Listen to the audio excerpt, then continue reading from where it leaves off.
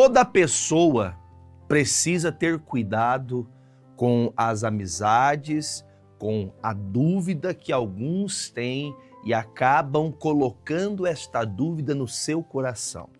Acabam gerando dentro de você uma desconfiança de quem é Deus, do que Deus pode fazer, da ação do Espírito Santo na vida de alguém.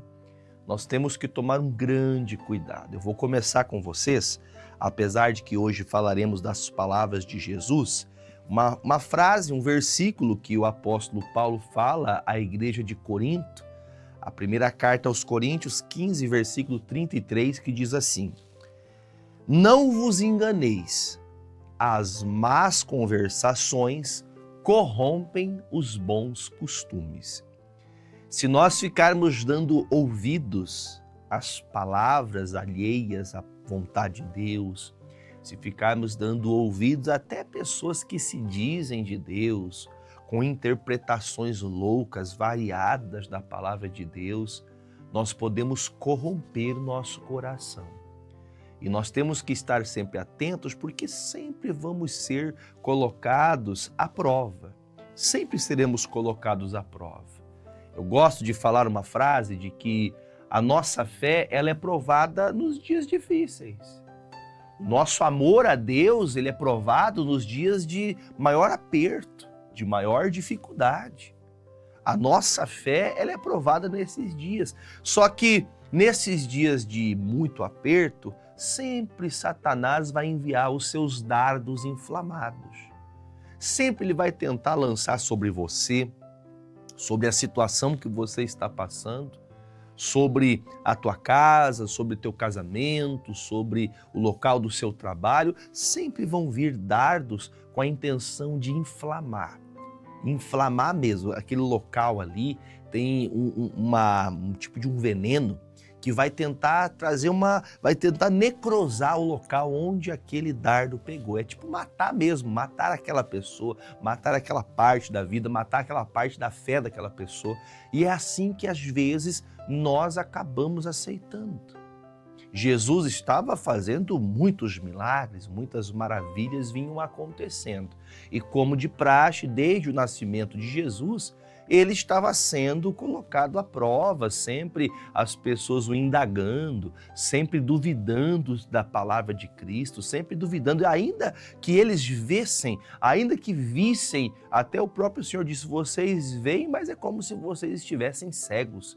Vocês estão vendo milagres, vocês estão vendo tudo, mas mesmo assim vocês ficam cocheando, vocês ficam falando entre si, duvidando do que vocês estão vendo. Então, o Paulo chama a atenção da igreja e nós, hoje em dia, temos que entender o que Paulo quis dizer. Cuidado, que se você ficar dando ouvidos às más conversações, se você ficar dando atenção àquilo que não deve, facilmente você pode também se tornar um fariseu ou um saduceu, como aqui está a palavra que nós vamos ler. Lá no versículo de capítulo 16, do versículo 1 de Mateus, vamos ver aqui Jesus trazendo um ensinamento muito importante para nós. Diz assim, ó: e chegando-se os fariseus e os saduceus para o tentarem, pediram-lhe que lhes mostrassem algum sinal do céu.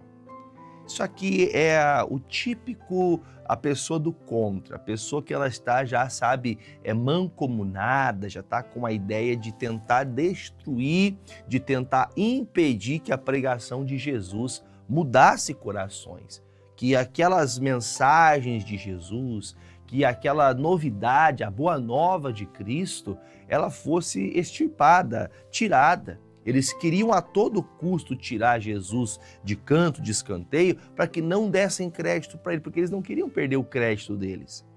Por isso ele fala, viu, nós temos sinais de Moisés, nós temos sinais de Abraão, nós vimos muitos sinais nos profetas, mas dá para a gente um sinal agora. Já que tu é profeta, já que tu é filho de Deus, como tu diz, então me dá um sinal. Mostra pra gente um sinal que tu é o Filho de Deus.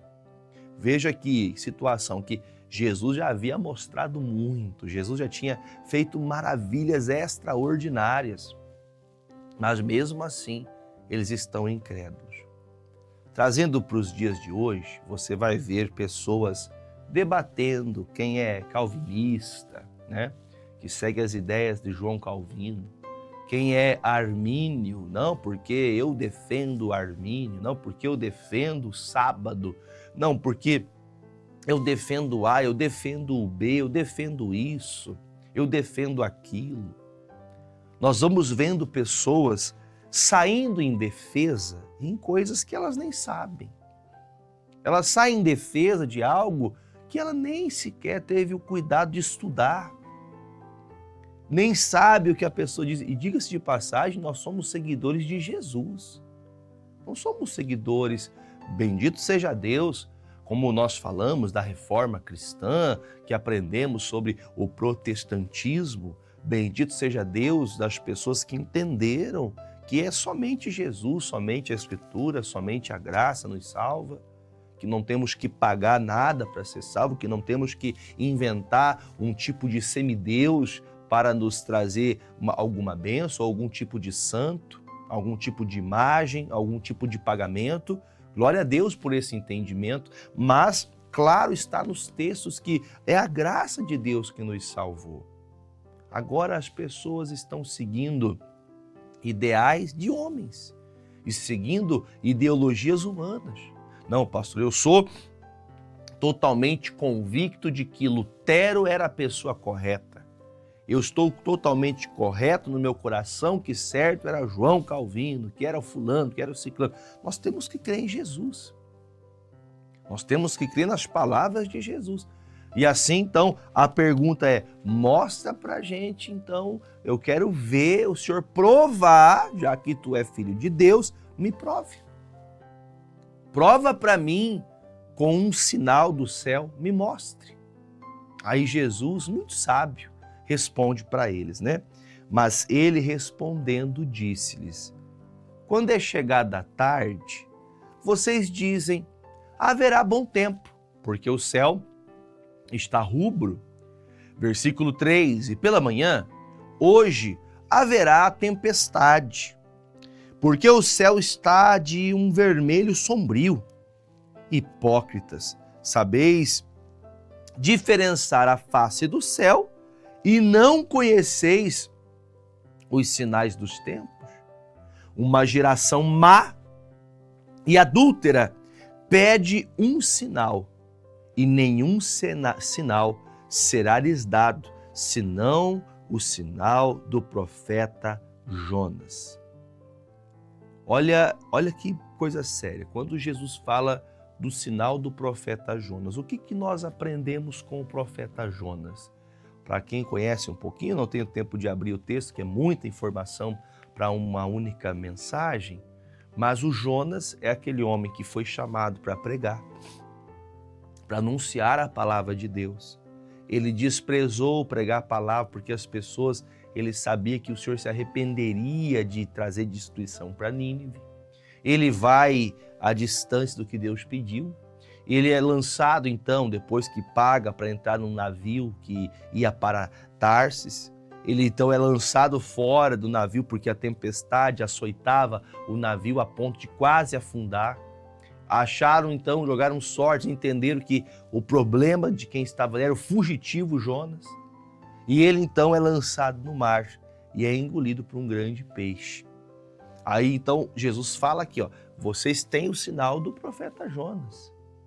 Vocês já sabem muito bem, vocês se lembram da história de Jonas? Esse é o sinal que Jesus está mostrando para eles trazer menção e memória da vida do Jonas. O Jonas foi tirado da boca do peixe, lançado na beira da praia, para que ele pudesse cumprir a chamada que ele teve. É como se houvesse ali uma similaridade, ou até mesmo uma alusão, à ressurreição de Jesus. A ressurreição de Jesus trouxe para mim e para você que cremos, e se você não crê, comece a crer a partir de agora, a salvação.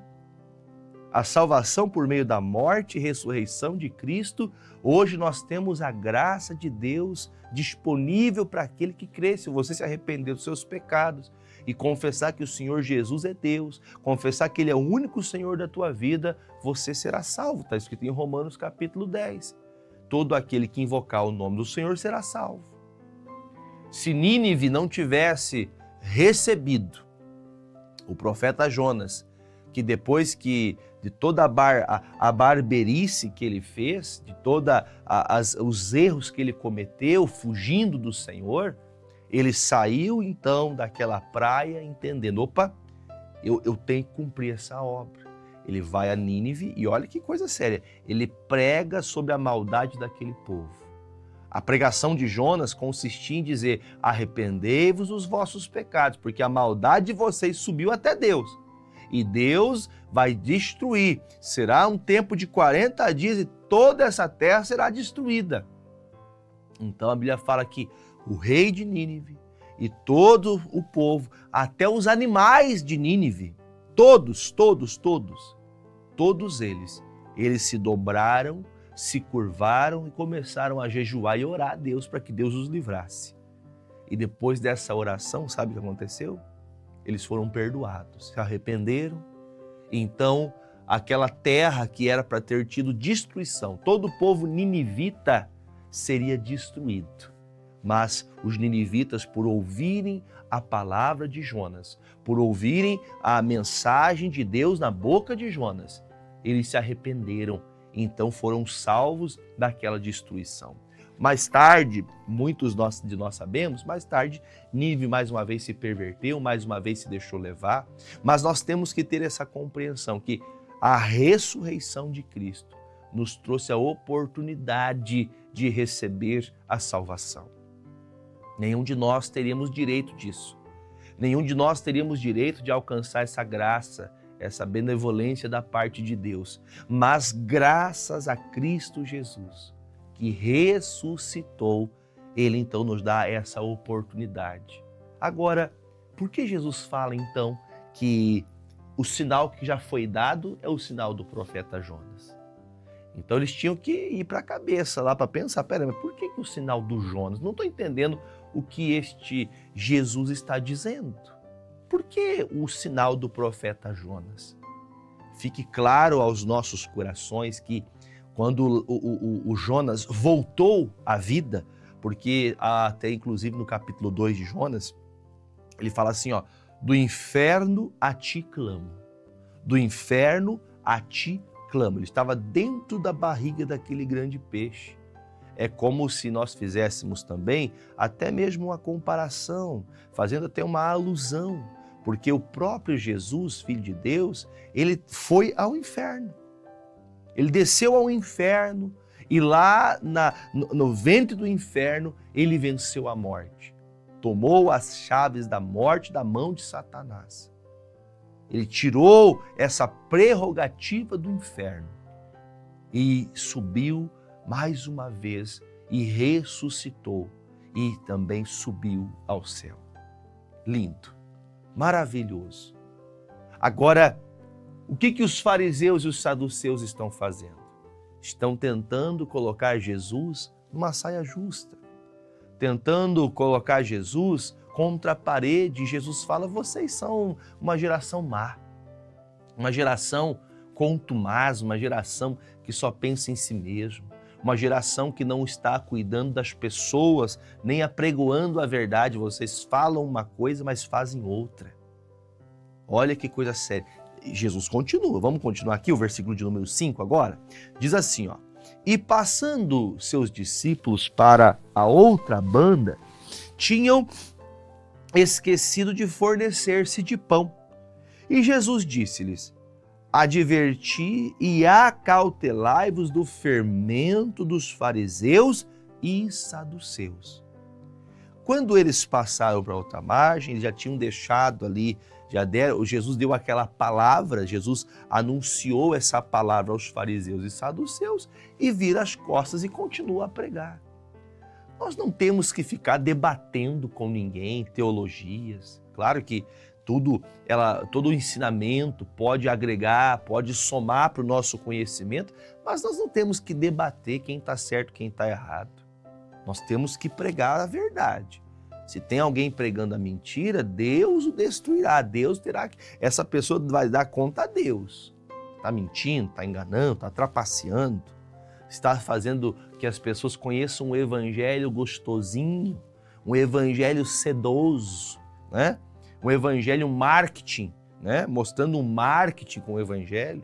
Você apresenta a salvação, mas nunca se esqueça do que Jesus disse. O evangelho é salvação, mas também é justiça. Busque o reino de Deus e a justiça. Busque aprender do Senhor, mas também busque viver em justiça. Busque viver naquilo que é correto. E isso aqui é infalível. E Jesus então passa com os discípulos para o outro lado da margem do mar. E chegando do outro lado, os discípulos percebem que eles não compraram pães para alimentares nesses dias. Aí Jesus para e olha para eles assim, viu? Deixa eu falar uma coisa para vocês. Tenha cuidado, tenha cautela para nós não sermos como os fariseus. Não sejam vocês como aquelas pessoas que têm o fermento do fariseu. Veja que Jesus usa essa expressão análoga com a intenção de mostrar para nós que o fermento, para que serve o fermento? Quando a senhora que faz um pão, quando faz um bolo, né? A senhora coloca o fermento com qual intenção? O fermento, ele serve para crescer a massa. Ele serve para poder, né, inchar ali. Cuidado com esta fé do fariseu. Porque o fermento do fariseu ele coloca um pouquinho de dúvida na sua cabeça e você perde toda a sua fé. Ele coloca um pouquinho de misticismo no teu coração e você se torna totalmente místico, você se torna totalmente perdido e esquece do Evangelho de Cristo. Você esquece da palavra, você começa a viver o misticismo, você começa a procurar, então, a partir do momento que enchem a tua cabeça, olha, você precisa de conhecer o profeta tal, o profeta não sei das quantas, a profetisa não sei do que, a profetisa não sei da onde. Quando você é engodado o teu coração com esse desejo de ter mais a pessoa que prega do que o Cristo, o Senhor Salvador, você já se perdeu no fermento do fariseu. Você está procurando para você uma pessoa que vai pregar as coisas que você gosta de ouvir. Porque assim, o fermento do fariseu, ele faz você ouvir uma coisa e reter aquilo no seu coração, esquecendo-se de Jesus. Então ele fala, gente, vamos esquecer o fermento do fariseu, acautelai, tenha cautela, tenha cuidado para vocês não ficarem semelhantes aos fariseus. Aí tem mais ensinamento. Aí o versículo 7 fala, e eles arrazoavam, ou seja, eles discutiam entre si, dizendo, é porque não nos fornecemos de pão. E Jesus, percebendo isso, disse, por que vocês estão discutindo entre vocês? Por que vocês estão arrazoando entre vós? Homens de pequena fé, sobre o não vos terdes fornecido de pão. Por que vocês estão brigando por isso? Não compreendeis ainda, nem vos lembrais dos 5 pães para 5.000 homens e de quantos cestos levantastes? O que Jesus fala aqui, gente? Vocês não entenderam que o Senhor proverá? Vocês não compreenderam que Deus não nos deixará à mercê dessa vida? Vocês estão preocupados com o pão de cada dia? Você está preocupado com o alimento que você não foi buscar e agora, Jesus, vamos morrer de fome? Passamos para outra margem, estamos dispostos a pregar, mas não temos pão. Quer dizer, eles estavam entendendo que Jesus deixaria que eles tivessem necessidade. Porque o próprio Cristo fala, lembra no dia da multiplicação? Lembra no dia que haviam somente 5 pães e 2 peixes? Lembra o que aconteceu? Vocês lembram do que Deus fez diante dos olhos de vocês? Então veja que um pouco de fermento do fariseu faz você descrer. Pastor, mas é que agora a coisa chegou num extremo, nós não temos o que fazer. A necessidade ou ela gera fé ou ela gera desconfiança. Em você tem gerado o quê? A necessidade que você está passando hoje está gerando o quê em você? Fé, ousadia, confiança? Ou você está sendo aquela pessoa incrédula, que a situação difícil bateu a tua porta e você está duvidando? Lembre do que Jesus disse sobre Jonas. O Jonas duvidou que Deus poderia levar sentença a Nínive. Na verdade, o Jonas estava preocupado de que eles ouvissem aquilo e caíssem, sofressem a pena dos seus pecados. Só que o Jonas não tinha entendido que Deus queria salvar aquela terra, salvar aquele povo. Às vezes você não entendeu que Deus quer salvar você, mas você fica ouvindo tudo que os outros falam. Lembra que o Paulo dizia, 1 Coríntios 15, 33, cuidado com as más conversações. Deixa eu dar um tempinho para falar de algo importante. Cuidado com as fofocas. Você fica ouvindo da vida alheia. Você gosta de saber o que aconteceu lá na igreja A, na igreja B, na igreja C. Você quer saber tudo, até os bastidores, para você ter o que falar, para você poder denegrir, para você poder ter aquela língua maldosa, sabe? Como a Bíblia fala que o próprio Tiago, o irmão de Jesus, fala na sua carta, ele fala que tem uma peçonha mortal na língua do ser humano que não se limpa do pecado. Há uma peçonha, um desejo de poder denegrir a imagem de alguém, de uma igreja, de um pastor, seja lá qual for, porque a pessoa é crente, aí você faz de tudo para que ela aprenda por causa do erro dela, ela tem que pagar por isso. Aqui está escrito o texto, Jesus está falando, vocês não compreendem ainda o milagre que aconteceu com vocês? Vocês não entenderam a grandeza daquilo que aconteceu com vocês, que Deus proverá sobre nossa vida? Para de ficar com esses pensamentos alheios. É a mesma coisa de você escutar assim, isso aqui é uma coisa muito séria. Eu lembro que algumas pessoas sempre comentam, pastor, essa dor aqui é para a morte, essa dor aqui, minha avó teve isso aqui, morreu 3 dias depois. Você fica ouvindo o que as pessoas falam, é porque, na verdade, quando você já está numa idade, é normal você ficar assim, é normal você ficar doente, é normal você sentir dor nos ossos, é normal você ficar definhando, é normal quando você vai envelhecendo você ficar fraco, você ficar doente toda semana. É normal porque você já não é mais jovem, você viver sofrendo. Às vezes você está aí quase consegue abrir uma farmácia na tua casa de tanto medicamento. Você quase consegue abrir uma farmácia na sua casa de tanto medicamento que você toma. Só que isso não é porque Deus quer você assim, é porque você está acreditando no que falam para você. Seja todo homem mentiroso e Deus seja verdadeiro. Não estou alegando que seja um pecado para você tomar um medicamento, procurar um médico. Vá mesmo, procure as pessoas que entendem daquilo que você não entende. Vai ajudar você, vai te dar um medicamento. O problema é você crer no que o doutor fala e não crer no que a palavra diz que você é curado. Aí você fica assumindo isso, você fica determinantemente dizendo que eu não sei o que está acontecendo comigo, você vive desanimado. O problema te desanima, o problema te estagna, o problema te deixa acamado, o problema te deixa desanimado, te deixa destruído. Olha o que está escrito aqui, vocês não se lembram do que eu já fiz? Vocês esqueceram do milagre que vocês viram? Eu vou perguntar para você, você já viu milagre? Você já, com os seus olhos, viu alguém ser curado? Você já testificou mudança de vida, de famílias? Você já viu alguém ser transformado, como diz o dito, da água para o vinho?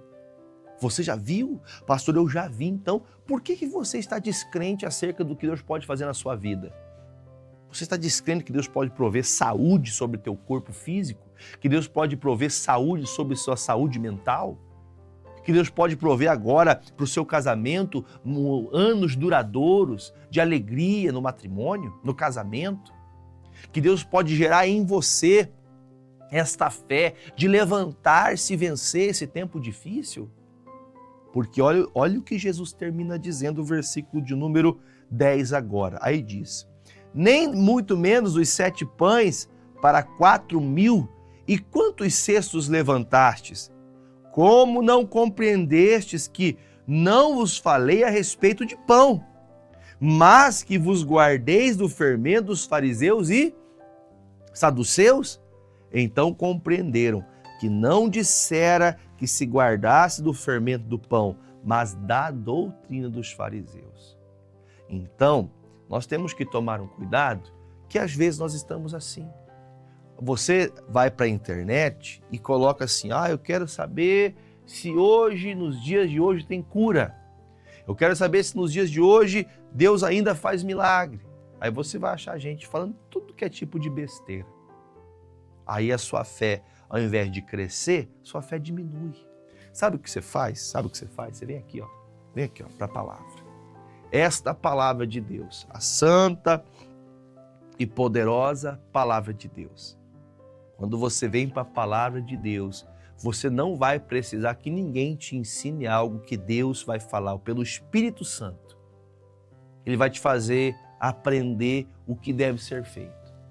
Ele vai te ensinar tudo que você precisa. Agora, se você ficar esperando ou se espelhando em alguém, espelhando na fé alheia, a coisa não vai bem. Por isso, se livre desse fermento de fariseus que colocaram em você. Desta fé que ao invés de você crescer, você está piorando. Você está, ao invés de melhorar, você cada vez definha mais.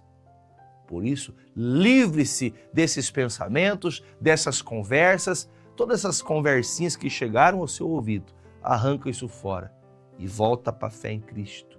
Volte para a fé verdadeira no Senhor. E a salvação de Deus, a libertação, a cura, a provisão virá. Independente de qual seja o problema, independente de qual seja a situação, Deus proverá em nome de Jesus. Amém? Vamos fazer uma oração agora, vamos nos apresentar a Deus. Feche seus olhos, coloque a mão sobre o teu coração, Pai querido e amado. Todas as pessoas, em todos os dias nesta programação, acompanham este momento especial e oram junto comigo. Mas há algumas pessoas que já estão há dias orando e continuam doentes, continuam arrasadas, continuam desanimadas, continuam sentindo dores, continuam sentindo um aperto no peito, um aperto no coração. E isso está desanimando essa pessoa, está arruinando a mente, a alma dessa pessoa. Meu Pai, eu peço ao Senhor agora, coloque uma unção sobre esta água, para que esta pessoa que está doente, que está enferma, que está gripada, que está com dor de garganta, que está com um problema pulmonar, essa pessoa que está com uma tosse severa, essa pessoa, meu Pai, que está tendo até falta de ar, essa pessoa que está com bronquite, pneumonia, rinite alérgica, meu Deus, tudo que diz respeito ao trato respiratório, passa com o teu poder agora, Pai. Passa com o teu poder, ó Deus, trazendo, meu Pai, oxigenação. Meu Pai, faça que essa pessoa que está desanimada, essa pessoa que já tomou todo tipo de medicamento, já fez chá, já fez tanta coisa e não melhorou, essa pessoa que está acamada, meu Deus, com um diagnóstico do médico severo, um diagnóstico muito terrível, e isso abalou essa pessoa. Por isso eu te peço, coloque nestas águas o teu poder, ó Pai. Eu creio, Pai, que aqueles que beberem destas águas serão livres de todas as suas enfermidades em Cristo Jesus. No nome de Jesus, Pai, toca no rim, Senhor, que está com uma pedra. Toca agora, Jesus, essa pessoa que está tendo cólicas renais, essa pessoa que está sentindo, meu Deus, como se fossem picadas nos rins, essa pessoa que está com um problema na bexiga. Jesus, coloca a tua mão poderosa agora. Faça, ó Deus, que essa dor que está, meu Pai, subindo para o intestino, fazendo essa pessoa sentir dores muito fortes, ela não consegue nem se alimentar direito. Eu peço a Ti, Jesus, cura essa pessoa do alto da cabeça à planta dos pés. No intestino, ó Pai, que está com uma gastrite. Meu Deus, essa pessoa que sente uma dor estomacal o tempo todo. Coloca a tua mão poderosa agora, Pai, nesta úlcera e arranca esta úlcera. Este câncer que está, meu Pai, fazendo essa pessoa ter que passar pelo procedimento dentro do hospital de quimioterapia. Jesus, entra com o teu poder e desfaça o câncer. Desfaça, meu Deus, os tumores. Que todo este mal saia em nome de Jesus. Se você crê, diga, eu creio, e beba desta água para a glória de Deus em nome de Jesus.